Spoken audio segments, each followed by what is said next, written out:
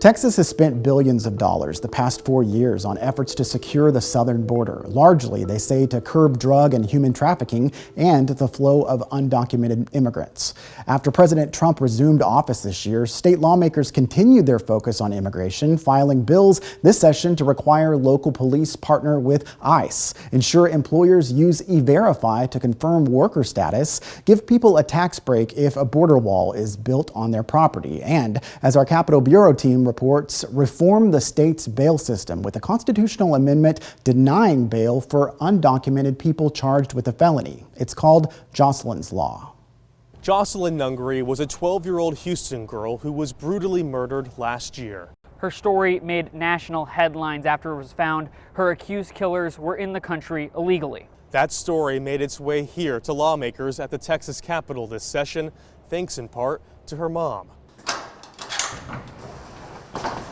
This is her room. Step inside this storage unit. This is where Alexis Nungaray keeps all of her daughter's belongings. She left it like that. It's laid out exactly how Jocelyn left it, down to the crooked movie posters and the record on her record player, her baby pictures, Chubby baby, and her favorite pair of red Converses. It just makes me feel like she's still alive. Alexis says she comes in here weekly to be surrounded by memories of her daughter. She had a lot going for herself. A preteen who had dreams of becoming famous. She said it, whether she was famous or not. She's like, everyone's gonna know my name. I promise you everyone's gonna know my name. It came true. It happened. Houston police say Jocelyn was raped and murdered under this bridge, walking distance from where she lived in the city's Greenspoint area. 2 Venezuelan men are charged with her murder. U.S. Immigration and Customs Enforcement officials say the men were in the country illegally. Like 12-year-old Jocelyn Nungaray. Her story gained national attention, highlighted by Governor Greg Abbott at his State of the State address. Alexis says she's dedicated her life to honoring her daughter's legacy. She travels to Austin to draw support for Jocelyn's Law, a proposed constitutional amendment aimed at denying bail to undocumented immigrants charged with a felony. I'm here to advocate for her life that was taken way too soon. The measure saw early support by almost every member in the Texas Senate, a priority passed in the upper chamber near the beginning of session.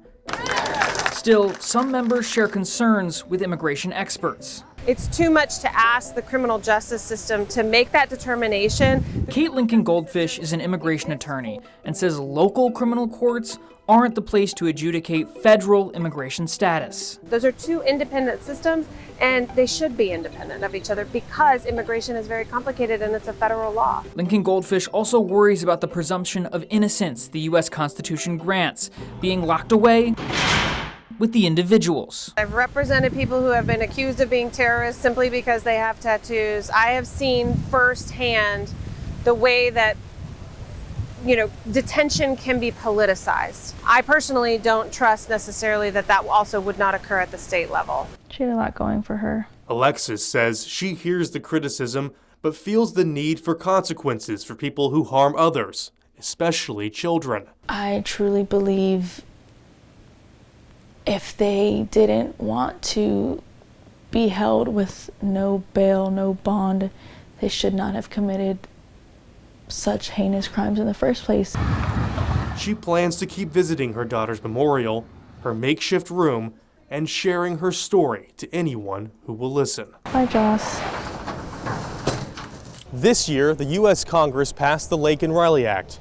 It requires the Department of Homeland Security to detain individuals in the country unlawfully if they're arrested, charged, or convicted of certain crimes. Yeah, those crimes include burglary, theft, larceny, and even shoplifting. At the state capitol, I'm Dylan McKim. I'm Adam Schwager, KXAN News.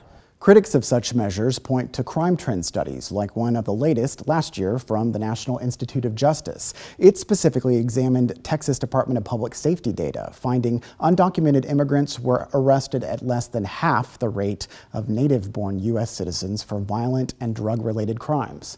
We will continue tracking Jocelyn's Law and other immigration-related legislation as they make their way through the Capitol. We'll update you online at kxan.com/undocumented.